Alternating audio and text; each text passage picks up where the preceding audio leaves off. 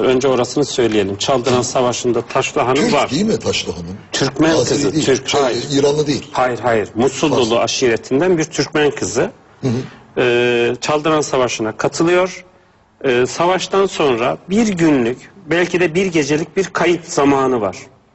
Bu bir günlük veya bir gecelik kayıp zaman içerisinde nerede olduğu belli değil ama Hoy yolunda bulunuyor. Yani Çaldıran'a yakın bir... Peki Osmanlı kaynakları niye esir düştü diye? Şimdi bu Doğu tarihçiliğinin... Önce şunu tamamlayayım da. Taşlı Hanım Hoy yakınlarında bulunduktan sonra da Şah İsmail'in yanına götürülüyor ve hayatını Taşlı Hanım İran'da tamamlıyor. Şah İsmail vefat ettikten sonra Tahmasp'ı da tahta çıkarıyor, elinden tutuyor. Tahmasp o sırada 12-13 yaşında Tahmasp çocuk. oğlu değil ama değil mi? Oğlu değil, hayır. Yani başka Üvey bir oğlu. olan oğlu. Elinden tutuyor, buna itaat edeceksiniz diyor. Yani bu kadar sarayın etkili bir ismi ve ömrünü İran'da tamamlıyor. Şiraz yolunda vefat ediyor. Vakıfları falan var bu hanımın. Ve İran sarayında çok etkili bir hanımı. Peki bu Osmanlı'ya neden esir düştü hikayesi çıkıyor. Yani nereden çıkıyor bu hikaye? Bu Doğu tarihçiliğinin içinde var olan bir hikayedir. Yani Safevi tarihleri de mesela Akkoyunluları yendikten sonra Akkoyunlu kadınlarının Kızılbaşların eline geçtiğiyle övünür. Osmanlı tarihçileri de Şah İsmail'in eşinin Osmanlılara geçtiğiyle övünür. Burada cinsellik üzerinden bir güç gösterisi vardır. Hikaye buraya dayanır. Savaşı kazanmış zaten. Yeniden hikaye Ama hayır. Şah karısını bile koruyamayacak kadar aciz bir insan. Bunun arkasından gitmeyin. Bakın biz bunun eşini bile esir aldık. Değersizdir. Anlamı verilmeye çalışılıyor. Aileden başka birisi olamaz mı peki? Hayır. Hiçbir örneği yok. Behruze Hanım diye birinin ismi zikrediliyor ama bunlar tamamen hikaye üzerine kurgulanıyor. Yani biz Kızılbaşlarla savaştık. Burada Kızılbaşlar İran ordusudur. İran ordusuyla savaştık. Ve karısını da esir aldık kralın. Yani öyle bir şah düşünün ki, kral diyorum yanlışlıkla. Öyle bir şah düşünün ki karısını bile koruyamıyor. Burada temel şey budur, hikaye budur.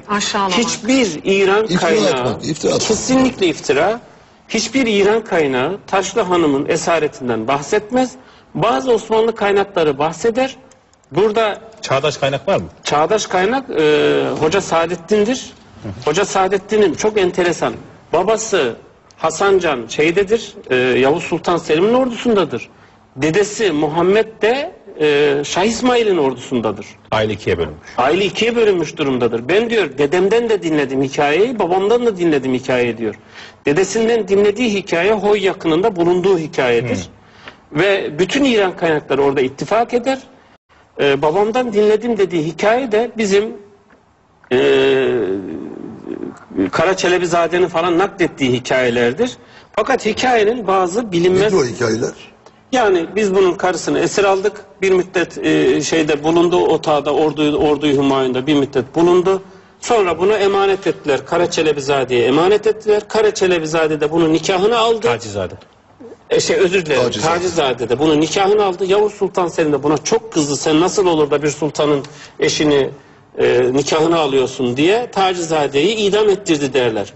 Burada aslında hikaye şu. Tacizade idam ediliyor. Fakat niye idam edildiği konusu kapalı.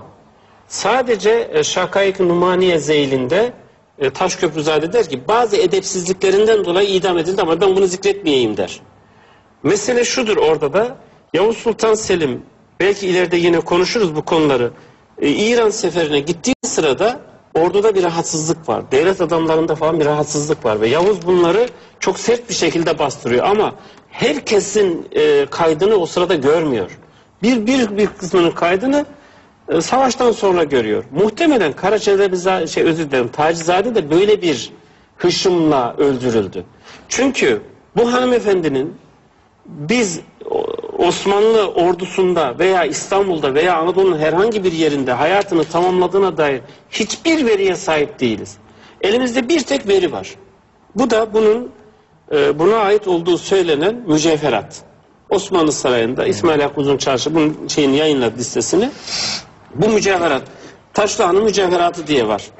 O mücevherat nasıl elden ele geçtiğini biz bilemiyoruz. Ama böyle bir kayıt tutulmuş. Fakat o mücevheratta ismi geçmeyen ama Taşlı Hanım'da olduğunu bildiğimiz Lale Böbrek diye bir mücevher var. Çok ilginçtir. Mücevherlerin de enteresan tarihleri vardır. Lale Böbrek Akkoyunlu Sarayı'ndan, evet, Akkoyunlu Bizde mi Sarayı. şimdi o? Hayır, bizde değil.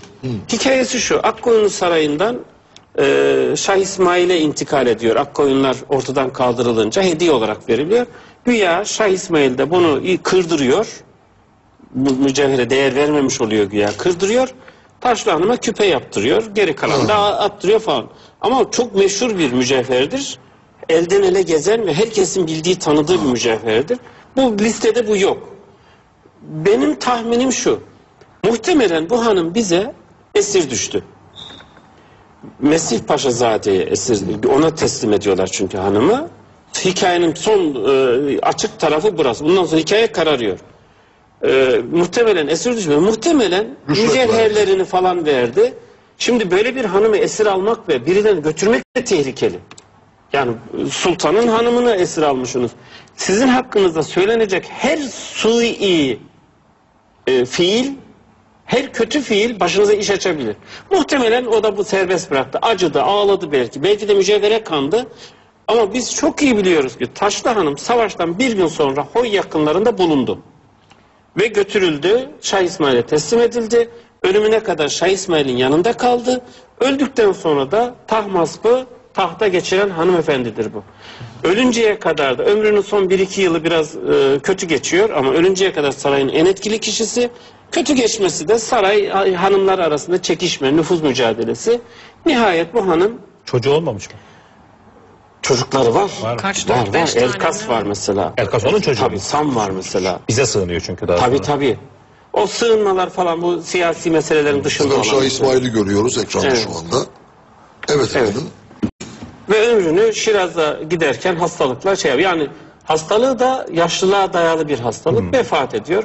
Bu hanımefendiyle ilgili hikayemiz bu. Bir Türktür, Türkmendir, Musululu Türkmenlerindendir. Her yönüyle bizimdir yani. Şah İsmail'in Sultan, eşi de olsa şunu da bizimdir. söyleyeyim.